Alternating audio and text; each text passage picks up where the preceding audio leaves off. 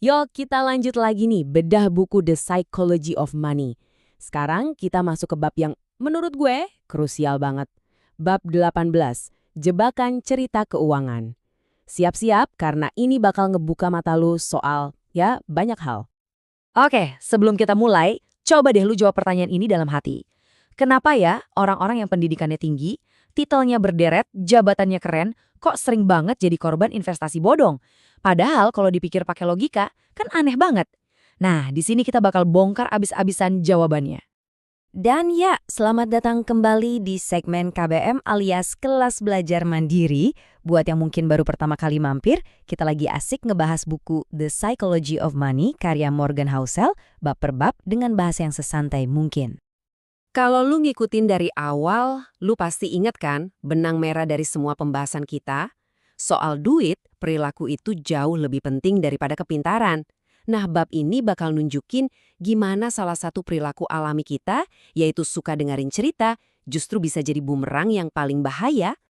Oke, kita mulai dari akarnya dulu ya. Masalah utamanya itu ada di sini nih, di dalam kepala kita. Otak kita itu pada dasarnya adalah mesin pencari cerita. Dia butuh banget yang namanya narasi buat bisa ngertiin dunia yang ruwet ini. Gini deh, dunia ini kan isinya data, angka, probabilitas, hal-hal yang abstrak, rumit, dan seringkali informasinya tuh bolong-bolong. Nah, otak kita itu benci banget sama yang namanya ketidakpastian atau informasi yang nggak lengkap. Terus apa yang dia lakuin? Dia bakal secara otomatis ngisi kekosongan itu dengan sebuah cerita. Cerita yang kedengerannya paling masuk akal buat dia. Nah, Morgan Housel ngejelasin ini dengan pas banget. Dia bilang, kita semua itu punya pandangan yang nggak lengkap soal dunia. Tapi, kita ngebentuk sebuah narasi yang utuh buat ngisi celah-celah yang kosong itu. Ini dia biang keladinya. Kita lebih milih cerita yang enak didengar dan nyambung, walaupun sebagian besar isinya cuma asumsi. Dan di dunia investasi, asumsi itu harganya bisa mahal banget. Terus akibatnya apa? Ya kita jadi gampang banget masuk ke jebakan ini. Jebakan hype dan narasi. Sebuah situasi di mana cerita yang menarik, yang seksi, yang viral, itu selalu, dan gue ulangi, selalu menang lawan fakta yang jujur tapi ngebosenin.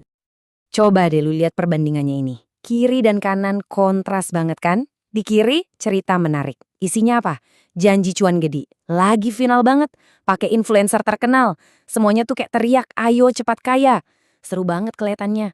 Terus lihat yang kanan. Fakta membosankan. Isinya laporan keuangan, analisis risiko, prospektus tebel bantal. Bikin ngantuk kan? Jujur aja deh, secara naluriah, otak kita pasti lebih tertarik sama yang kiri. Dan kalau lo butuh contoh paling ekstrim dari jebakan narasi ini, kita nggak perlu lihat jauh-jauh. Cukup ingat satu nama, Bernie Madoff, skema Ponzi paling legendaris sepanjang sejarah.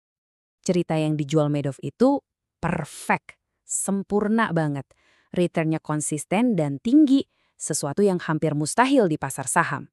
Akses buat investasinya super eksklusif, lo harus diundang buat bisa naruh duit. Strateginya? Oh itu rahasia perusahaan dong.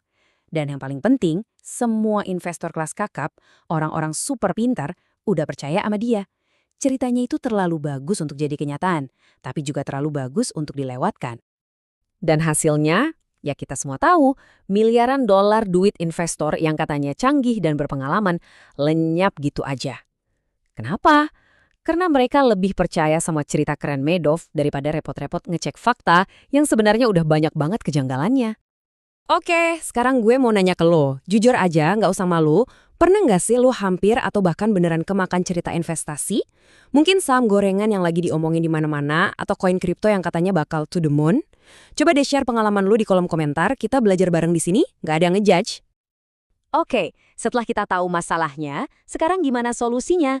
Anggap aja ini kayak kita lagi mau update software buat mindset keuangan kita. Biar otak kita ini nggak gampang dihack sama cerita-cerita fiksi di luar sana. Ada 3 patch penting yang harus kita install. Pertama, akui blind spot kita. Sadar kalau kita ini nggak tahu segalanya. Kedua, paksain diri buat prioritasin fakta, bukan cuma ikut-ikutan hype.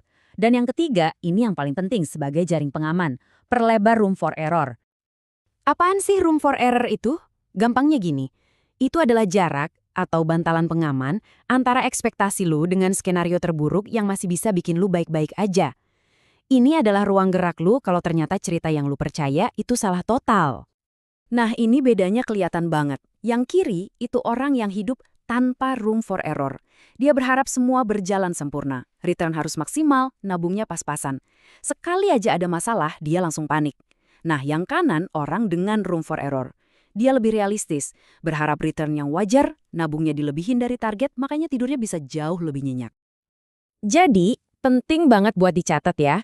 Punya room for error itu bukan berarti lu jadi orang yang pesimis. Sama sekali bukan. Ini adalah soal gimana caranya lu bisa bertahan di permainan investasi ini untuk jangka panjang.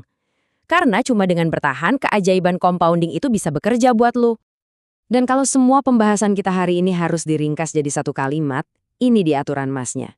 Semakin bagus sebuah cerita investasi kedengerannya, semakin skeptis lu seharusnya. Coba deh, camkan kalimat ini baik-baik. Gue ulangi sekali lagi ya. Semakin bagus ceritanya, semakin skeptis lu seharusnya. Gimana? Ngerasa dapat pencerahan hari ini? Kalau lu ngerasa dapat value dari pembahasan kita, jangan lupa ya, dukung gue dengan cara klik like, share ini ke teman-teman lu yang mungkin butuh dengerin ini, dan yang paling penting subscribe biar lu nggak ketinggalan pembahasan bab-bab selanjutnya. Sampai jumpa di KBM berikutnya.